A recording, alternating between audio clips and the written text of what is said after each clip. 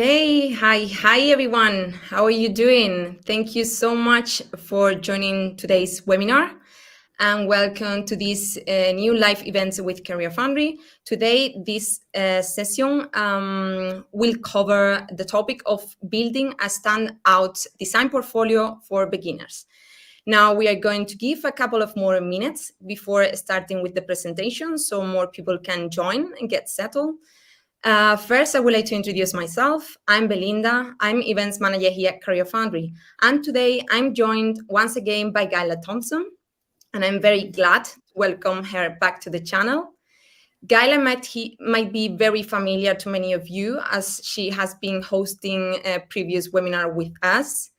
And she is a UX researcher at Nestlé Purina with a very extensive career in the field of UX design. Gayla will have more time later to introduce herself. So today we know we have a very big and international crowd joining us. So please let us know from where you are watching us from and maybe why you are interested in UX design in the chat on the right-hand side. We would like to make this event very interactive, so please feel free to drop any comment you would like to share with us. A bit about Career Foundry. Career Foundry is the online school for your career change into tech. We guide you from complete beginner to job-ready professional in UX and UI design and help you land your first job in the field. We are not any old school. Our programs are so flexible that you don't need to quit your job to change your career. You get regular one-to-one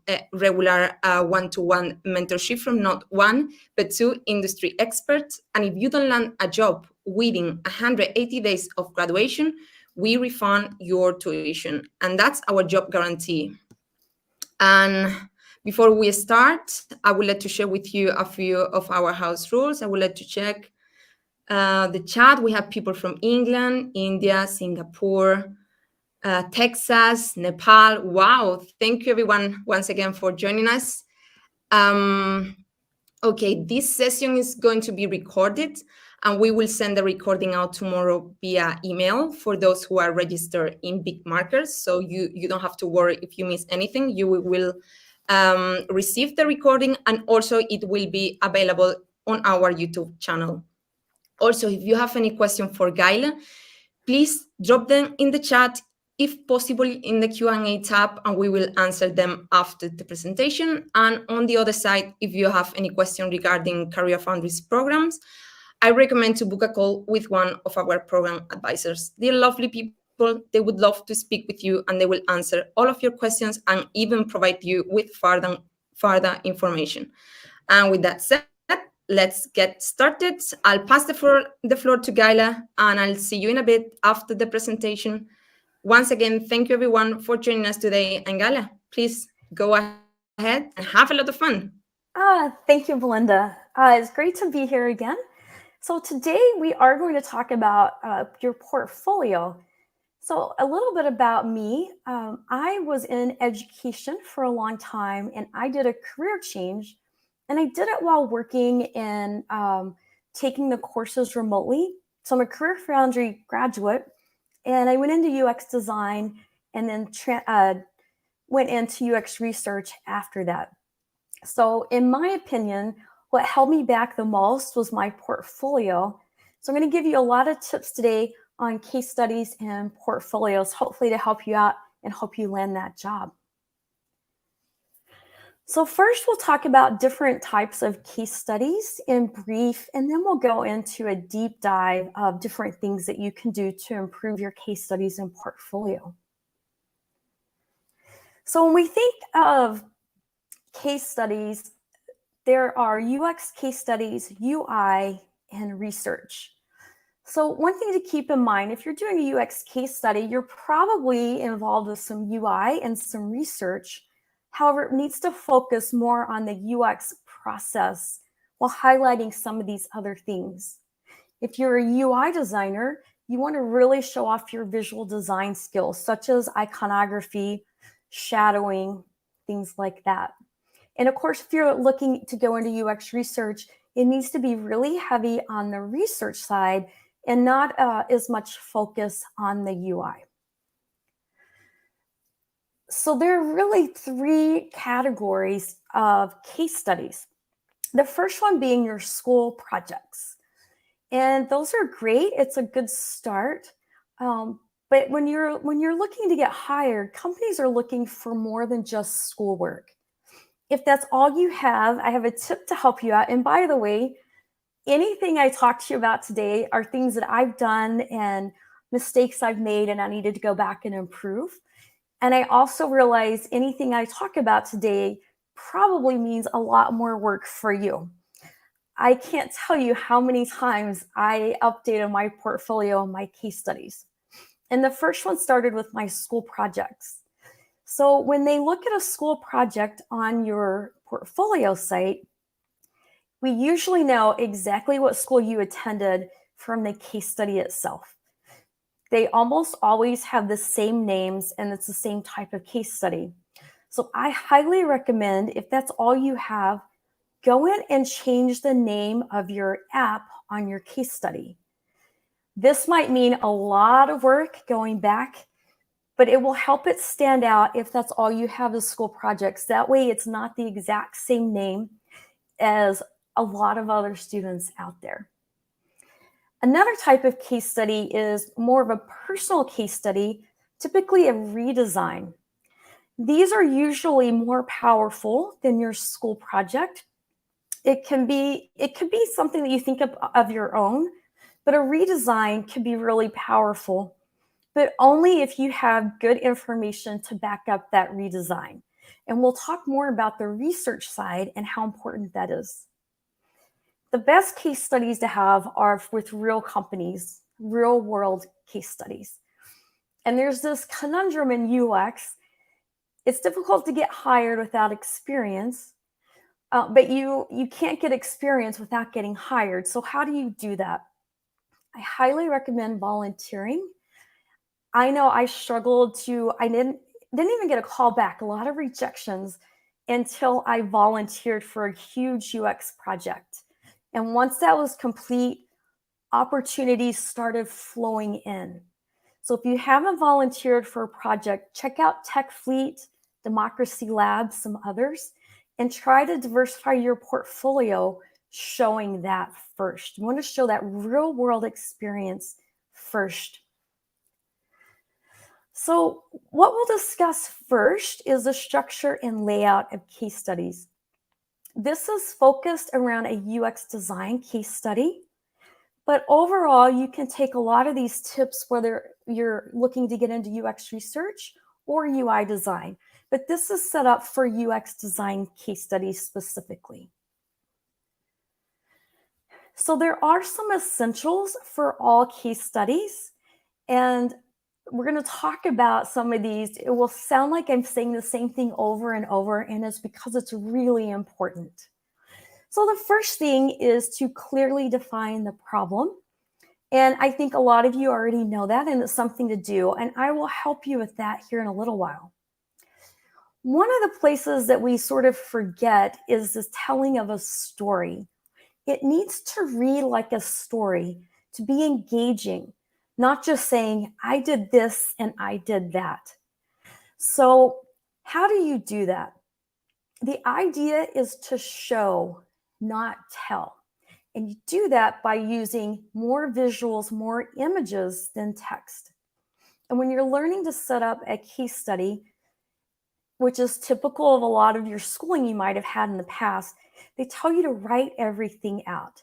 So what happens is you have paragraphs and paragraphs of information with a few images sprinkled throughout. So I challenge you to set up your case study with images only first, and then fill that in with text. And I'll show you some examples here in a little while of what that can look like. So this is probably the biggest thing that's lacking in the case studies that I've seen over the years. And that is telling us why you did something. Why did you do that? So the case study itself, the images, the text tell us what. But in UX, we want to know why. Why did you do each part of that process? And what was the outcome? The outcome of each step of the process is really important because that is what determines your design iterations, your user flow iterations.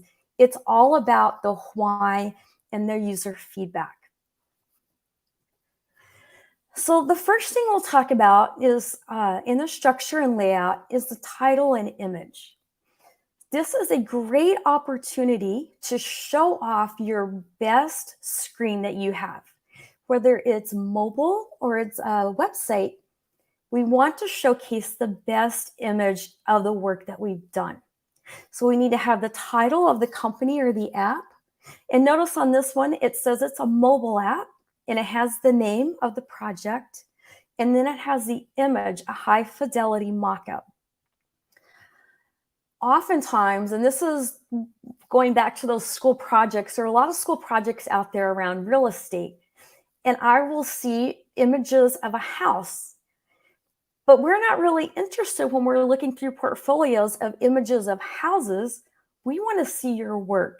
So if you're doing something like that, or a beach, or there's some water case studies out there, things like that, climate, weather, change that where the first thing they see is the best screen that you have to show off. First impressions go a long way. So an easy thing to do, but sometimes people overlook this and they don't think about that. The next thing is the beginning of your case study, and I'll break this down. But basically, and this probably looks very familiar to you, this format, we want to talk about who, what, the timeline, and the result. So who is the client? Who is the company? And if you don't have a company experience yet to add on here, you put the name of your app or your website. Here's another thing that we talk about is the what. What did you do? So you probably did everything if you're a student, but we don't need to see 15 things here. What were the most important things that you did? What provided you with the most feedback that determine your next iteration or your final designs? Timeline is important. If it took you 6 months, you might consider a different case study that's only a few weeks long. Because once you get hired, you won't have months and months to complete your work. It's usually 1 to 3 or 4 weeks. A lot of times they run in 2-week sprints. So think about your timeline, and a shorter timeline is more appealing to hiring managers. And then you have the result. And a lot of people forget the result. What was the final outcome? What happened? If you don't have that, you can say that you created an app that 90-something% were satisfied and able to use that app effectively. So you might have to get creative here, but the result is really important. So let's talk about the project summary. I'll go back to this other slide. So on the right, you see project summary and outcome statement. So I made this larger for you to see. This is another common mistake. I've seen a lot of project summaries that are 3 paragraphs long, and I mean many sentences per paragraph. You want to narrow that down. So in this example, it's only 2 sentences, and they're divided into 2 paragraphs. It says what I did, and then it says what this was about and why it happened. 2 paragraphs, 2 sentences. And the reason you want to divide it up into 2 paragraphs is to make it more scannable. You want to make it easy to read. Remember, when they look at your case studies, they're spending an average of 2 to 3 minutes tops. So the easier it is for them to see important information and grasp that quickly, the better. And then you have the outcome statement, and that's the result we were talking about. 1 sentence, 1 short sentence. What was the outcome of your project, of your UX design work? A lot of people leave this off, and it's really important to include an outcome statement. Next, we talk about your role. And so on the left, you'll see what we discussed earlier, the who, what, timeline, and result. But it's also good to put together a little more information about your role. So again, this is 3 paragraphs, but it's 1 sentence each to make it quick and easy to scan. Also, some of the keywords are bolded, so someone doesn't have to read the whole thing. So if I look at what's bolded, lead UX researcher, collaborated with the product team and UX designer, format of a user survey and moderated user interviews, understand the attitudes and behaviors around pet product recommendations, user flows for making purchases. That can be read very, very quickly. It includes all the information, but I'm bolding, or this example, they're bolding what's important to make it easily scannable. After you introduce the project and your role, then you're going to go through your UX process.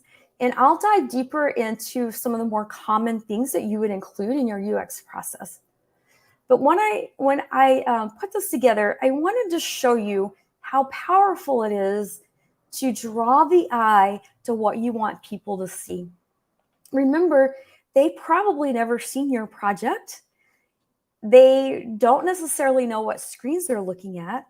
And even though you might type a sentence or two about it, they don't know where to look. So what do? You draw the eye to what's important. So if you notice the red boxes in this particular part of the process, that's what needs to be highlighted. That's where you want the eye to go. Very, very important. You can use arrows too, but help the user. You want to UX each step of your UX case study by making it very simple, easy to follow, quick and painless.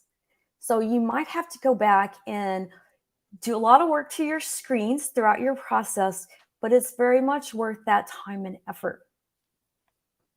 If you look to the right, next to the images of the screens, it tells you what's going on in bullet points.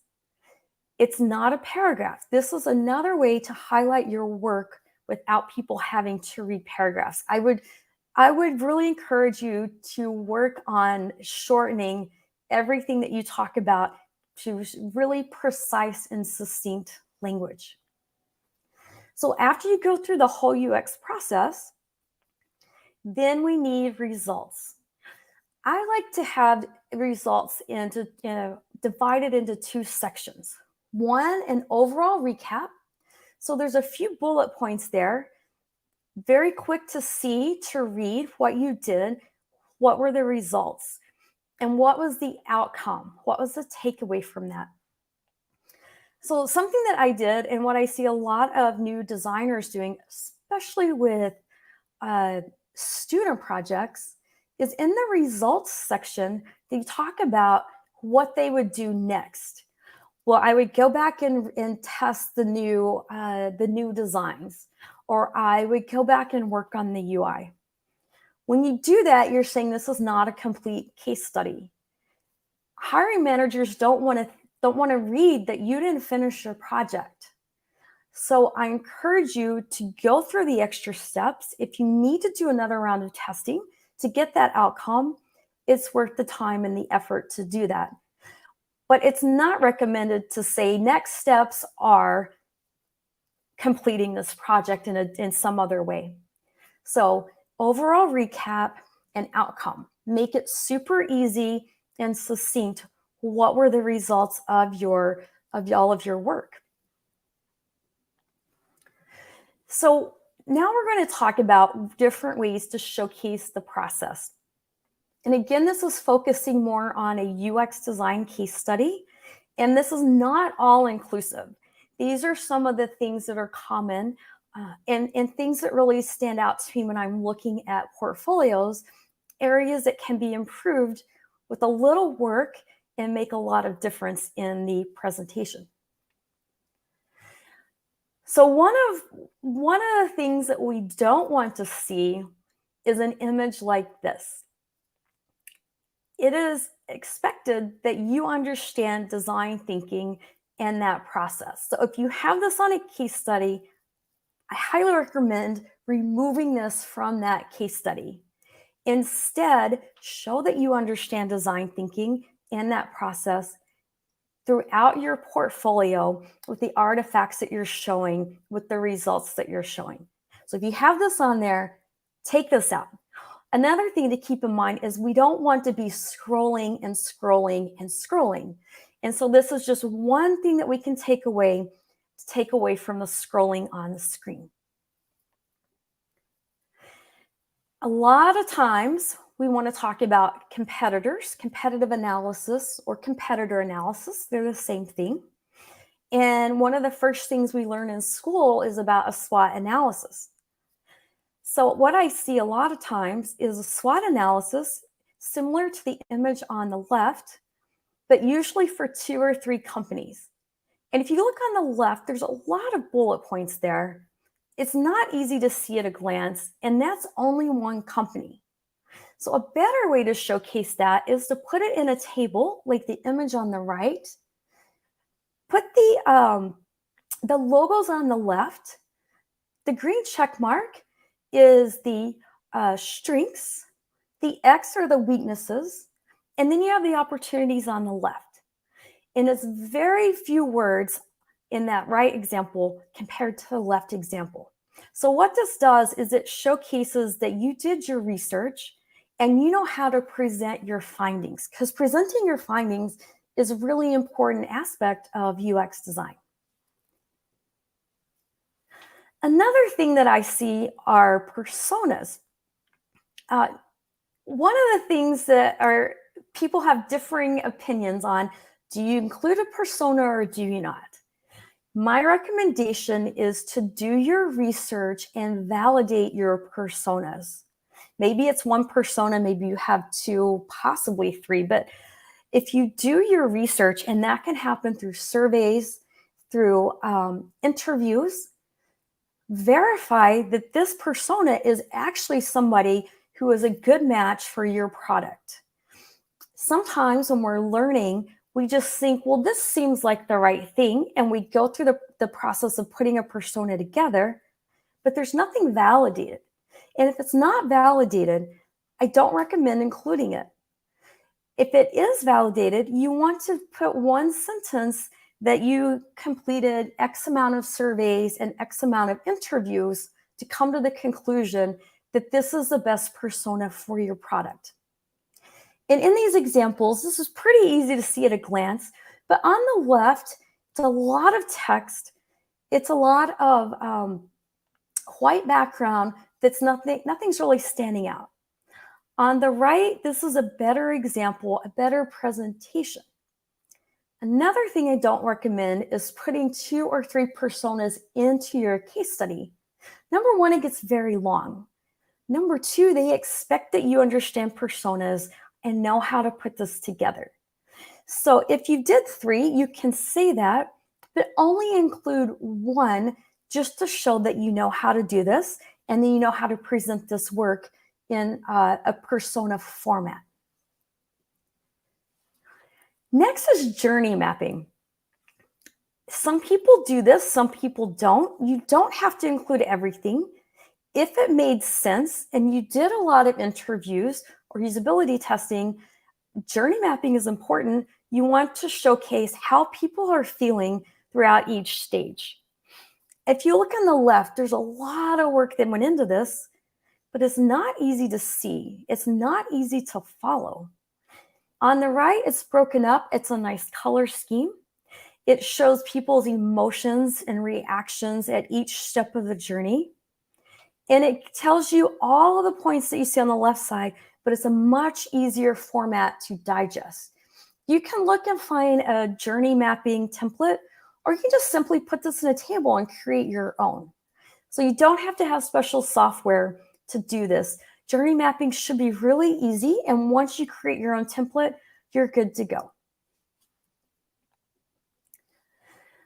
Next is card sorting. And I go into this, I have a few slides on this because I see this a lot, and it's a place that's really lacking in understanding. So when I see that someone did card sorting, they say, I did card sorting and these were the results.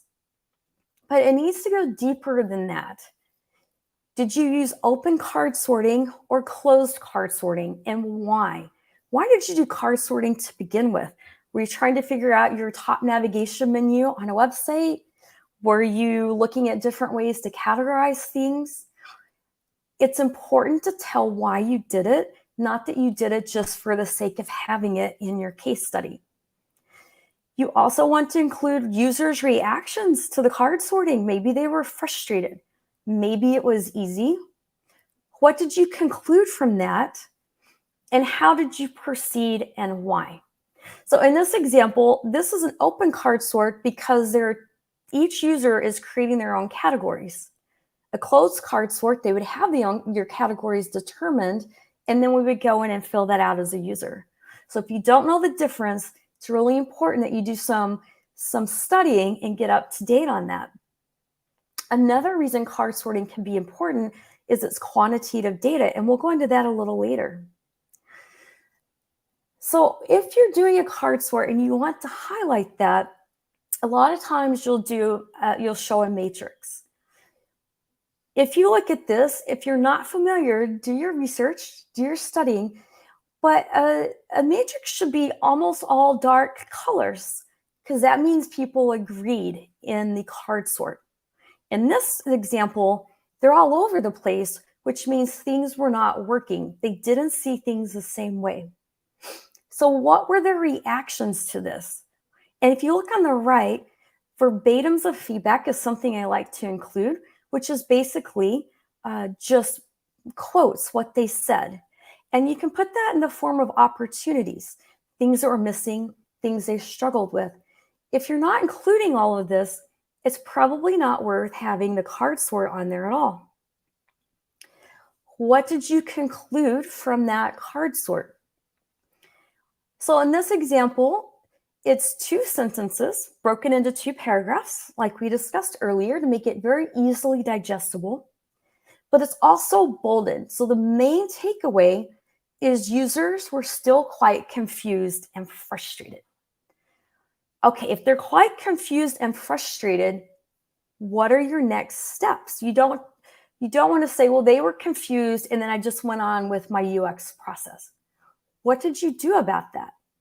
So in this example, if they were confused, this shows that 2 new things were set up, 2 new ideas to work on card sorting, and those would be separate card sorting exercises so that they come to a place where users agree on the card sorting. So I know I'm going into a lot of detail on this, but it's a really important aspect of UX design, but only if you really understand it and you're including all of these things. Another thing is user flows. So I see a lot of times user flows set up like the one in the left. To me, it's more of a sitemap. That looks like a sitemap to me, and that's okay. It's also got a really dark background. So when we're thinking about accessibility, it's better to have a light background and dark text than a dark background and white text.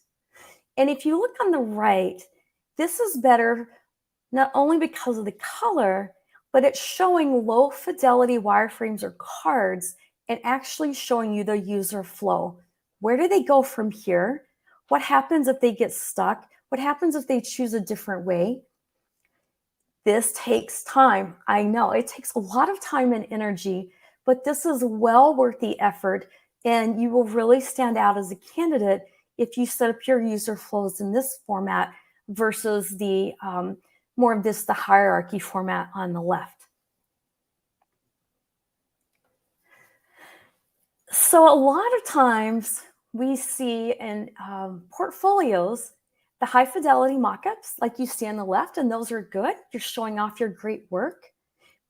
This is really good if you're a UI designer. You want to show off all of your best high fidelity screens. But if you're a UX designer, the process is what's important. How did you go from low fidelity to mid fidelity to high fidelity prototype? Showcase your process in steps 1, 2, 3, low to mid to high. It shows that you understand the process, not creating simply a beautiful interface from the beginning, but that you're doing this and you're testing it as you go, and it will change with each iteration, hopefully based on testing. Speaking of testing, usability testing is huge in UX design. And if you're not doing it, you're doing a disservice to you and to your product, because we need to know how people interact with the website or with the app. So on the left is an example with a lot of text talking about a lot of things and a lot of bullet points. But on the right, we see percentages. Those are the first things we notice, and then the bar chart on the right. So at a glance, we can see what the results were from that usability testing. And then underneath, there's the good and the bad. We always want to include what's working and what's not working, and that will determine what we do next in our process. And then some of the key design aspects. Accessibility is huge. There are a lot of different ways to talk about accessibility, and it's not just your font or your color scheme. But if you're getting started and it's not a real world application, make sure you do your homework and include as much accessibility as you can. So accessibility is not just for people who have disabilities, it's for everyone. We want to make it as easy and seamless as possible to engage and interact with the app or the website. And then you have your design system. So this is another area where a lot of times when I'm looking at a case study, it's scrolling and scrolling and scrolling. Put it together in a small little thing like this. Show that you know how to do it, but we don't need to see 3 scrolls worth of a design system. With that said, if you're a UI designer, this is something you want to highlight because this is probably going to be a big part of what you're doing as a UI designer. UX writing. So this is another thing. So in these examples on the left, it's a lot of text. It's too long. But on the right, it's very much to the point. So if you are writing in paragraphs on your case study, think about how you can narrow that down to very succinct language with only the most important things noted. And a lot of you might be familiar with the UI Daily Challenge. There's also a UX Writing Daily Challenge. And I know that helped me a lot. I did that for several weeks, and it will help you get better and start thinking in a different way instead of writing out long paragraphs. And then finally are the mock-ups, your final mock-ups. So I see a lot of this on the left, sometimes 2 scrolls worth of every single screen that was created. Well, it's a given that you have multiple screens. That's how you get your interaction and your user flows to go from one screen to the other. A better way to do that is showcase your best screens and make those larger where we can really see them. In this example, it's actually showing a user flow. This is a great way to showcase your best work and talk about that user flow at a glance. So think about getting away from showing all of your screens and pick the best ones and highlight those and showcase those instead. So next, we're going to talk about the importance of UX research. If you're not doing research, then you're probably not doing UX. There is no UX without research because research is what gives us feedback from users. We don't understand a user experience if they don't tell us what that experience is or show us what that experience is. So why is it important? Pretty common, pretty standard. You cultivate empathy for your users. It helps you put yourself in their shoes, and it identifies what problems they are having. I know anytime I do research to this day, and I'm a UX researcher, there's always something surprising that comes out of this. Something I think is easy or our team thinks is easy, users get confused. They don't know where to go. They don't understand. And so that's a great opportunity to go back to the drawing board. They may also give you information such as, I think it would be easier if we didn't have this extra step. Or have you thought about adding this? And user feedback is how you get that. And that's how you make data-driven design decisions.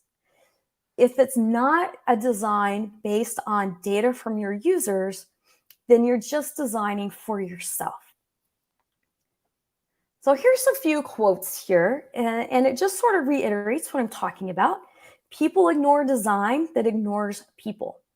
So it doesn't matter how beautiful the design is, if you don't have good user flows, if it's not easy to navigate, people aren't interested. And like I said earlier, without data, you're just another person with an opinion. So if you're designing simply for yourself, you're not designing for your users, which is the whole point of UX design. And the last one, your most unhappy customers are your greatest source of learning. So the more feedback you get of frustrations of things that aren't working, the better your app or your website experience is going to be. So don't ever take it personally. I never take it personally. We want to know what the majority of users are experiencing, and that's how we make it better. So there are two main types of UX research, and that's qualitative and quantitative. And we're just going to do a brief overview here. Qualitative is why are they doing it and how are they doing it? And quantitative is what are they doing and who is doing it? So let's go into that just a little bit more. So if you look at these different types of research, a lot of these will look familiar to you. Some of the most common ones when you're first starting out are user interviews, persona building, competitive analysis, prototyping, of course. And we talked about journey mapping and card sorting. But there's a lot of other things that go into this on the quantitative side that you might not have the opportunity to do, and that's okay. So let's talk about the benefits of quantitative UX research. So you're putting a number on your product, on the usability of your product. So let's say a high percentage of your customers are not completing the checkout experience. They're abandoning the cart. That's quantitative. It tells you what is happening. And you use that information to do in-depth user interviews or usability testing to understand why. So quantitative is what and qualitative is why. It also gives you an opportunity to compare different designs. And something that we often overlook is improvements to organizational goals. And if you're new to UX, you may not be thinking in the business sense, but at the end of the day, the company wants to make money. So they will let you know what the business goals are and what the consumer goals are. Some of the most common UX research methods that are quantitative are things that we talked about that you can do, which is surveys, card sorting, and preference testing. Do they like this image or that image? Do they like this button or that button? That's preference testing. Web analytics and A/B testing, you usually have to have access to company data and people who are running the website on the back end. And if you don't have that, that's okay. So benefits of qualitative UX research is to understand users' needs, behaviors, and attitudes. Why are they doing what they're doing? How are they trying to make this happen? And why are they getting frustrated? What's not working? What are the behaviors? What are their attitudes? We get that through qualitative research. And it helps us identify user problems or challenges. So we know they're abandoning the cart. That's the why or the what with quantitative. But let's go in and do research to understand why. What are the problems or challenges that are causing them to abandon the cart? And then, of course, we can validate or invalidate any assumptions that we have as researchers. Some common qualitative UX research methods are, of course, interviews, usability testing, persona development, and journey mapping. Concept testing is really great if you're thinking about launching a product, but you're not quite sure what people want. And this might be good for a personal project. You have an idea, do some concept testing to get feedback before you dive in and start creating. So these are very common UX research methods. So let's talk about UI skills. So I am not a visual designer. This was one of my weaknesses, and this was what was very scary for me when I started my UX journey. And it's probably the last thing I wanted to hear is you need to improve your UI skills, even though I knew it. But I wish somebody had said that to me early on, and I think I would have gotten hired much sooner. So even if you're a UX designer, you're expected to have good UI skills, at least basic understandings of UI skills. What are some of those benefits? It enhances the experience for the users, and it keeps them coming back and engaging with your app or your website again and again. You attract new customers and you retain the ones that you have. But if you're looking to get hired, recruiters notice UI skills first. So when they look at your case study, their eye is immediately drawn to your UI skills. Now, if you're interviewing your second or third interview with the UX director, with a product owner, they may be more interested in your UX process. But to even get that interview, you need to get past recruiters, and they're interested in your UI and what looks appealing to them. So if you're not a visual designer, there's some really easy things that you can do and learn. And the number one important one is UI hierarchy. So we're talking about the size of your text. Is there any contrast in your text? Color, alignment. Something else that people forget about is white space or negative space. So if you look at the example on the left, there's a lot happening there.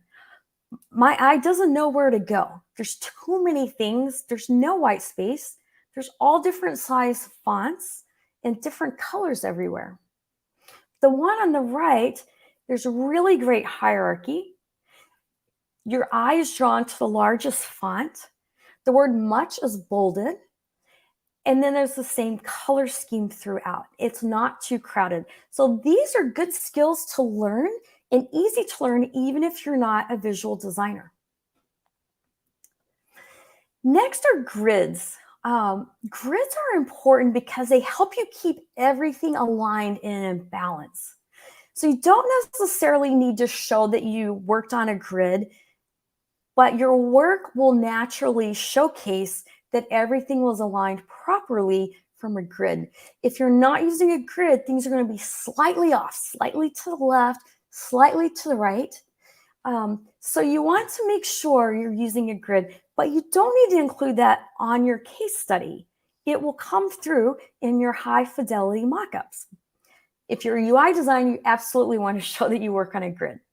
So not only is it beautiful and it's great for responsive design, when you do get hired, collaborating with other designers and with the developers is super important to be working from a grid, because there may be several of you working on the same app, the same screens, and you need to do that within a grid so everything looks the same throughout the app or throughout the website. Another easy fix is primary and secondary buttons. If you don't know what these are, go back and do your homework. But as you see on the left, all of the buttons are the same size, the same color, and they're all filled in.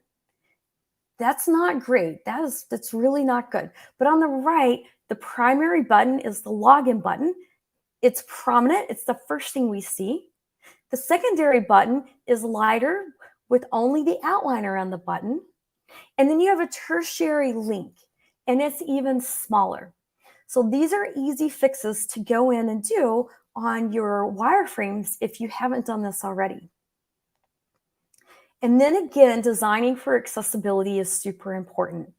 So the example on the left, you notice the icons are different shapes. There's different weight on the font. They're not aligned, but on the right with the check mark, they are. You want your icons to be the same weight and the same size going the same direction. And in the example on the right, it shows you just UI accessibility through hierarchy. Some words are larger, the ones we want to stand out, and some words are smaller and a lighter font. Those aren't the most important things. So what makes it easy to see, very quick to identify? Another thing is on the bottom navigation on that right-hand image. Notice it tells you where you are in the navigation because it's bolded. You can see it. And the other two icons are grayed out. I see this a lot with UX designers. Don't forget that it's important to show your user where they are in the navigation. You may need to go back and redo all of these. If you set up with components, it's very easy. It's one click. If you haven't, you may have to go through every screen. But this is something that will stand out immediately if you haven't done it correctly. Lastly on this is brand consistency. Everything needs to be on brand for every screen. So we don't want to go outside the color scheme, changing things up, using different fonts. It needs to be uniform where they look at it and they immediately know, okay, this is that app or this is that website. It also is helpful when it comes to accessibility. And lastly, quickly go through the UX portfolio. So when I think of case studies, I think of individual products. But when I think of a portfolio, I think of multiple case studies located in one place. And the ideal number of case studies is 3 to 5.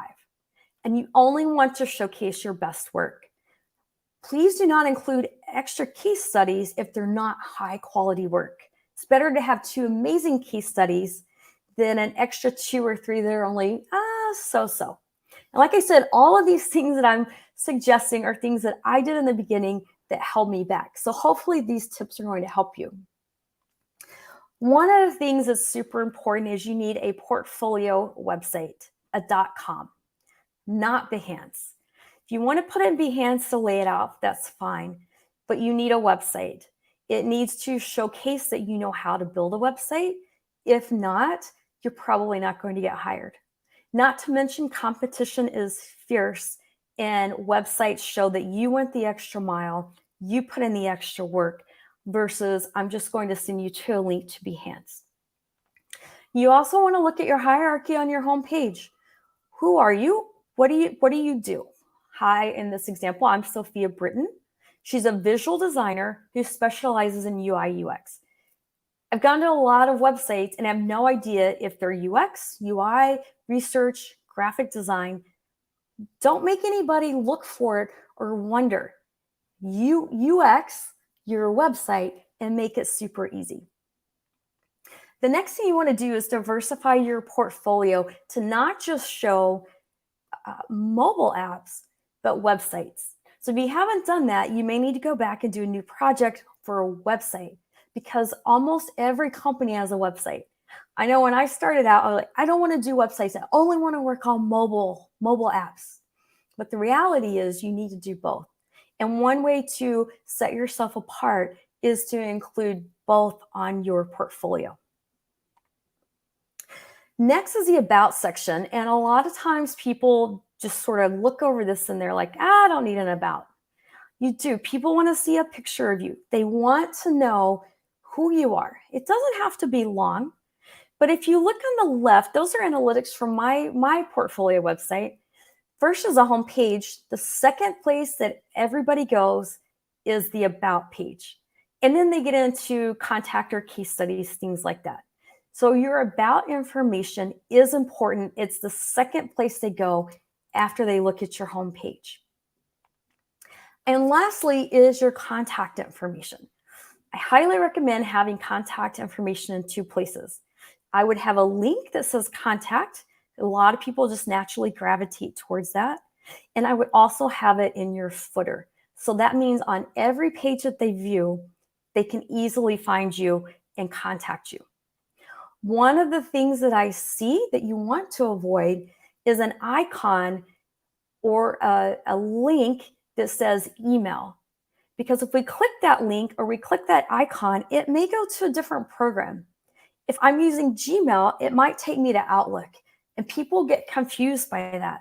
So make it as easy as possible.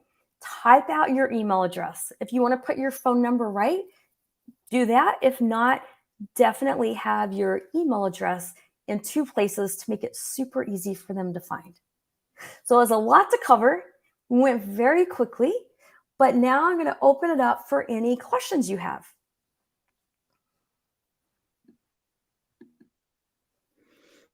Hi again, Gayla.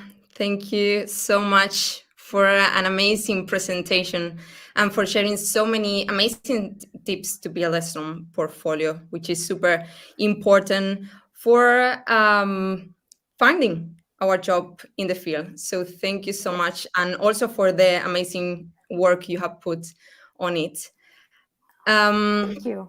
And I'm sure as well the audience have enjoyed it so much. You can see on the chat a lot of comments that it's been super helpful and they have enjoyed it so much, really informative. So I'm glad that the audience has enjoyed it so much.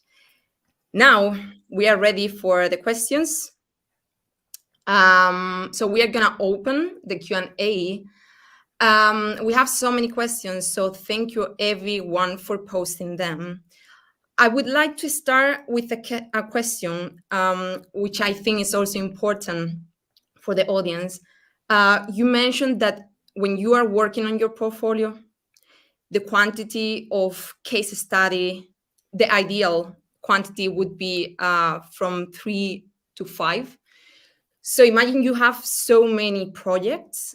So what is your advice to pick the best one to introduce in the portfolio? So I wouldn't go by the most recent. I would go by the one that showcases your UX process in the best way.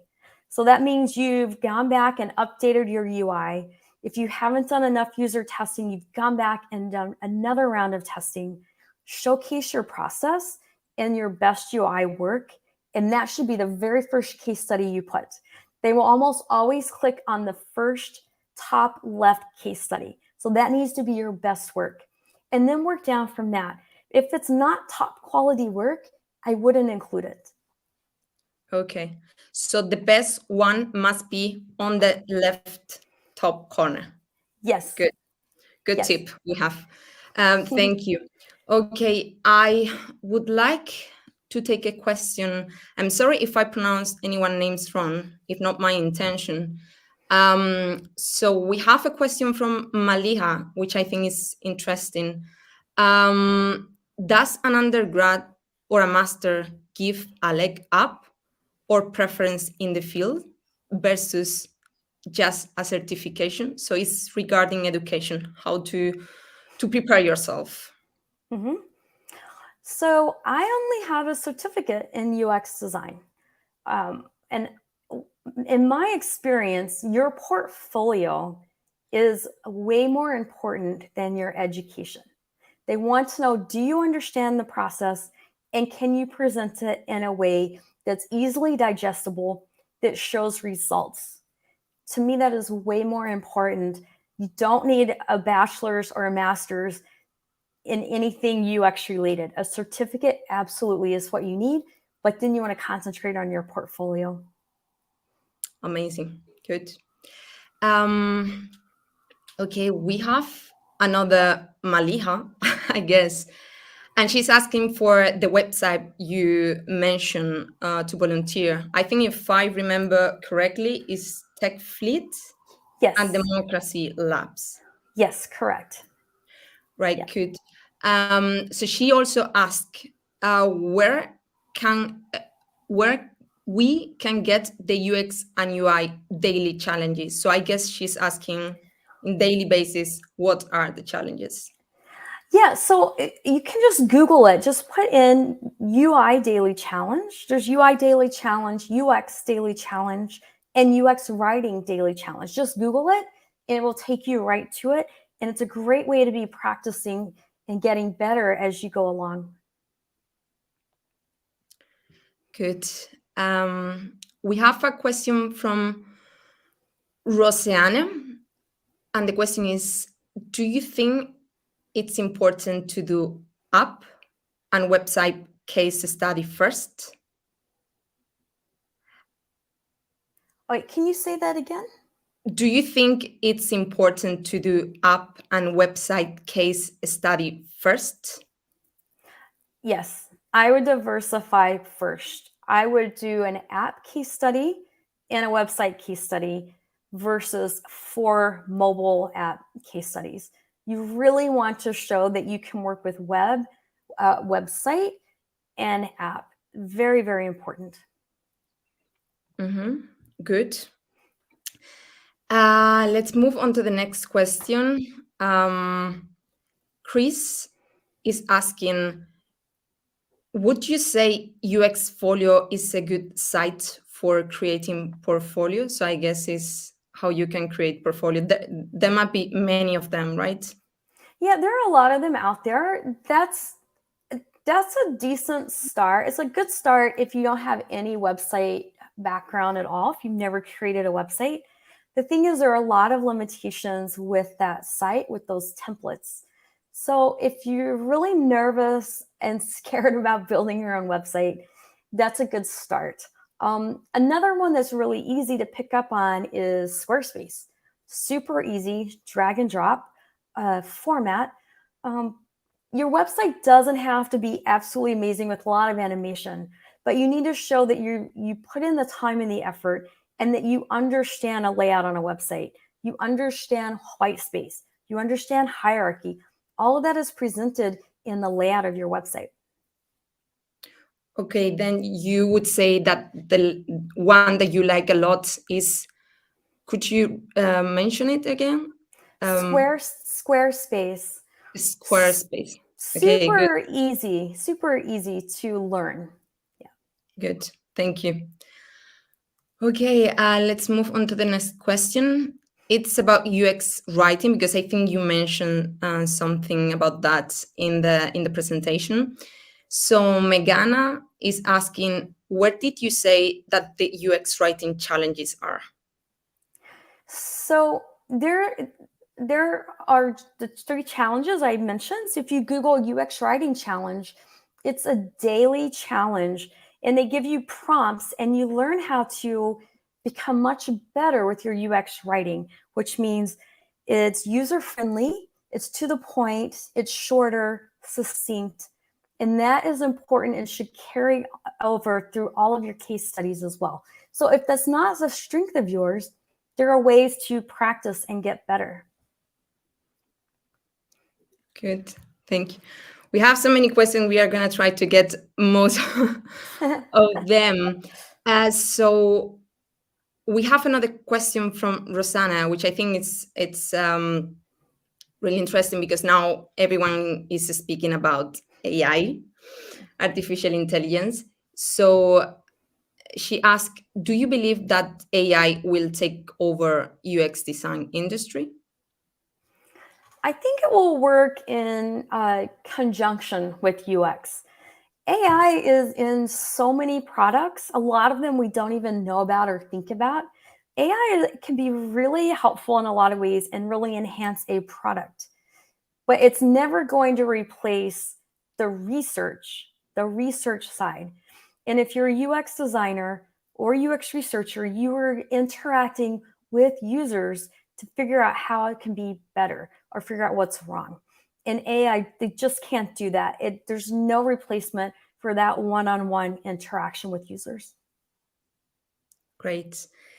I would say we have to reskill in AI and know how this will work because it's a huge help. So regarding this question, I would like to ask you if you have any recommendation to use actually any AI tool to build up your portfolio or to help you out to build up your portfolio.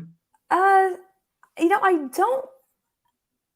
I don't use AI tools other than the UX research side, which are built into programs. I know there are some people out there who do. If you struggle with your writing or things that are important, you can do like different chat bots, chat programs, things like that. But AI is usually built into the back end of a program. It's usually how we interact with it. You cannot replace UX designers with AI. You can't have them do all the work for you. It just doesn't make sense. Good. Okay, now let's move on to the next question. It's from Anuluwapo. And the question is it necessary to be skilled in visual design to be a UX designer? He or she said has experience in UX writing but struggle to design. So what would be your suggested next step or advice for that person in pursuing a career in the field? Yeah, I had no background in visual design. I still to this day don't know how to use Photoshop or Illustrator. I did learn Adobe XD, Figma. Figma is a big one. If you don't know it or don't know it very well, I would start practicing in Figma. And the tips that I gave you today on your UI are easy ways for people who are not natural visual designers, who don't have that background, to go in and really upskill your UX projects. So it really comes down to just taking a few pointers and practicing until you get better. But you absolutely do not need to have that background to get into UX. Good. But it's one of the tips you mentioned before that you wish you would have known at the beginning, at least to know about UI design. Yes, I wish that somebody had said your UI is not good and you need to practice and you need to work on it. I was focusing so much on the UX process that I was neglecting the UI. And one of the reasons I was doing that is because it was scary for me. I wasn't naturally skilled in that. And so I sort of pushed that to the side.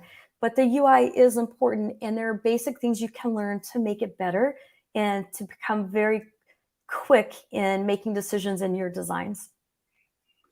Amazing. Good tip. And now I would like to mention that we actually also have skill workshops where we teach how to use Figma and we give you an introduction to the tool. So just check out our events page and you can find out that if you would like to learn about Figma. So, okay, let's move on to this question from Marlos. And the question is, what would be your top recommendation for the first step to learn more about UX? I would take Career Foundry's introductory course. It's free. It's what I did.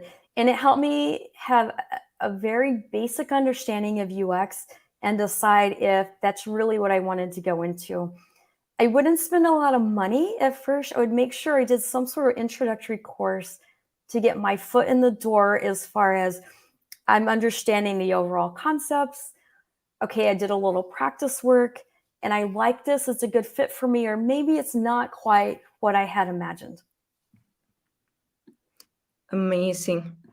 Great tip. I also would like to share in the chat because we have the short course that Gayla just mentioned.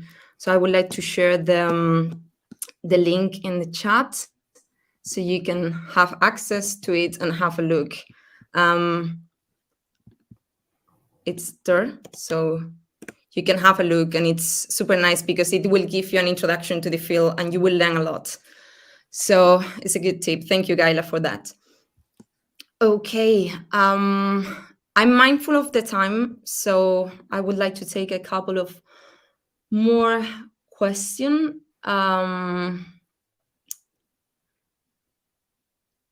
Charlotte is asking because sometimes the UI and UX is confused. So Charlotte asks a good question. Do jobs exist that are strictly UI, or is it always a combination of UX and UI? There are some positions with larger companies where it's strictly UI or strictly UX and you hand off that information to the UI designer. However, that is not common. And it's really difficult to land those positions if you don't already have a lot of experience. It's not easy to have great UI if you don't understand UX. I see a lot of really beautiful designs, but accessibility is not taken into consideration. User flow is not taken into consideration. And the same with what I was talking about with UX. Maybe you know the process really well, but your UI skills are lacking. You really need to have both. But there are positions that are exclusive to UX or UI that do exist. Good. Now we have a really nice question from Chris, which is, what are the common mistakes that students out of boot camps often do, and what should be absolutely avoid when creating a portfolio? Well, common mistakes are, and maybe it's more not necessarily a mistake, but oversight is looking at the business side instead of only the user. And really understanding business requirements, understanding business goals, understanding consumer goals is something that's often overlooked. And a lot of new UX designers struggle with that or don't think of it, especially in their first position. So if you're not familiar with business requirements and KPIs, I would definitely start looking into that. I think I covered a lot of the biggest mistakes you make in your portfolio today. Not having good hierarchy or a white space or good navigation on your portfolio website will automatically detract from you as a candidate. So having a good website is really important. First impressions go a long way. Great. There are also many answers, I guess, throughout the presentation, so you can review it again and get ready to prepare an amazing portfolio. And that's why we are here. Amazing, Gayla. Okay, before we close the Q&A, I would like to ask the last question that I always love to ask to our speakers, which is, what advice would you give to someone who would like to career change into UX design? I would say focus on two areas, really. Focus on the skills that you already have, what we call transferable skills. So I was able to take a lot of my knowledge and experience from education and see how that helped me with UX design.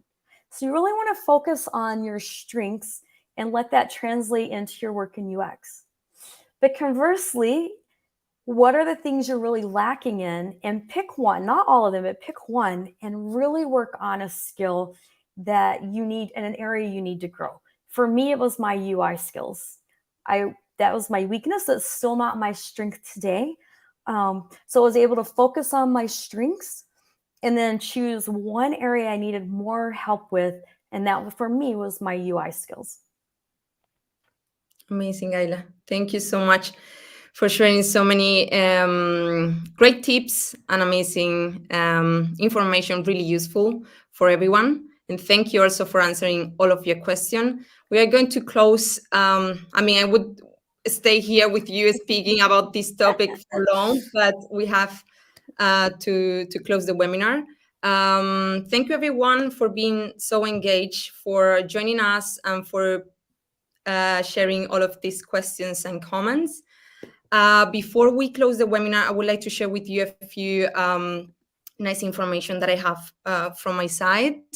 If there is here anyone interested in doing a career change, actually, we are offering this month a partial career change scholarship worth up to $1,425 and €1,245 off the UX and UI design programs. And if you would like to receive more information, I recommend to book a call with one of our program advisors. And you can do that by clicking on the sticky note that you can see at the top of the chat. Please let me also remind you that we have a fantastic blog at Career Foundry run by our team of editors, with plenty of great articles about UX and UI design and also more topics. And please also check our YouTube channel, which has a lot of great video content. Last but not least, please check out also our events page, because we have more webinars upcoming in the next days, weeks, and months. And once again, Gayla, thank you so much for taking the time to be with us today. It's been a pleasure, as always, really useful. So thank you for your amazing work. And probably we'll see you soon, I guess. Yes, thank you for having me. Yes. Amazing. So thank you, everyone, for joining us. I hope you have enjoyed the session so much. Have an amazing day wherever you are. And we see you the next time. Goodbye. All right. Have a great Bye. day, Gayla. Bye. Thank you. Bye.